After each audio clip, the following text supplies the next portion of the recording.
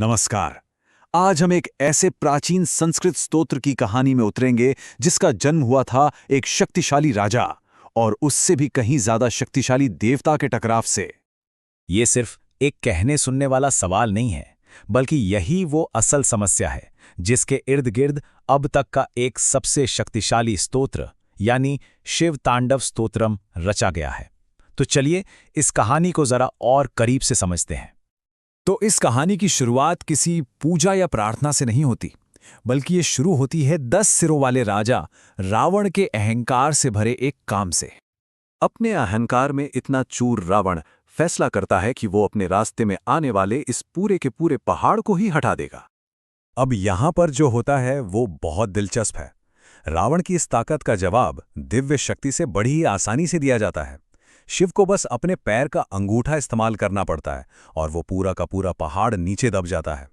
और अहंकारी राजा रावण उसी पहाड़ के नीचे फंस जाता है जिसे वो हिलाने चला था।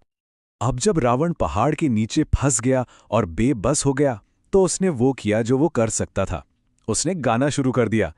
पर यह कोई मामूली गीत नहीं था। ये एक जीती जागती कमाल की कविता थी जिसे एक नाराज देवता को मनाने के लिए रचा गया था। रावण अपनी बात माफी मांगने से शुरू नहीं करता, वो तो शिव के भव्य और विकराल रूप का वर्णन करने लगता है। एक तरह से वो अपनी तारीफ को शब्दों से बनी एक पेंटिंग में बदल देता है। और यही बात इस स्तोत्र की असली ताकत को दिखाती है। ये एक के बाद एक आने वाली शक्तिशाली तस्वीरें हैं। हर तस्वीर एक ऐसे देवता की है जो डरावने भी हैं और बेहद खूबसूरत भी। पर यह स्तोत्र सिर्फ ये नहीं बताता कि शिव दिखते कैसे हैं, ये उनके ब्रह्मांडीय नृत्य यानी तांडव की आवाज और उसकी भीषणता को भी हमारे सामने लाता है। और ये सिर्फ एक नाच नहीं, बल्कि दुनिया के बनने और बिगड़ने का पूरा चक्र है। इस स्तोत्र में संस्कृत के शब्दों का इस्तेमाल कुछ इस तरह से किया गया है कि उनकी आवाज से ही उस काम का एहसास होता है। मतलब यहां आग के बारे में सिर्फ सुना नहीं जाता, बल्कि उसे जलता हुआ महसूस किया जा सकता है।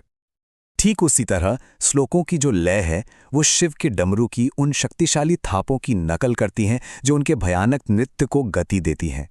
एक ऐसा नृत्य जिसमें एक पल में ब्रह्मांड को बनाने और दूसरे ही पल में उसे खत्म कर देने की ताकत है। जैसे जैसे स्तोत्र आगे बढ़ता है, इसका माहौल बदलने लगता है। अब ये शिव की शक्ति पर हैरानी जताने के बजाय उनकी कृपा पाने के लिए एक गहरी, दिल से निकली प्रार्थना बन जाता है। और ये वो मोड़ है जहां अहंकारी राजा रावण एक भक्त बन जाता है।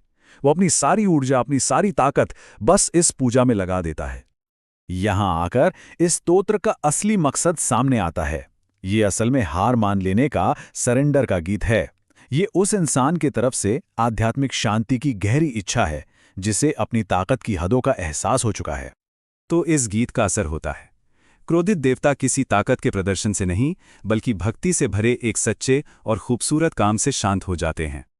तो सवाल यह है कि हजारों साल बाद भी ये कहानी और ये स्तोत्र लोगों पर इतना गहरा असर क्यों डालता है? चलिए इसकी कभी ना खत्म होने वाली विरासत पर एक नजर डालते हैं। स्तोत्र के आखिरी श्लोकों में बताया गया है कि इसका पाठ करने से क्या फल मिलता है। इसमें सिर्फ आध्यात्मिक लाभ ही नहीं, बल्कि दुनिया में सफलता का भी वादा किया गया है। ये जो संख्या है, ये तो YouTube पर मौजूद इसके सबसे लोकप्रिय मॉडर्न म्यूजिक वर्जन में से सिर्फ एक के व्यूज हैं।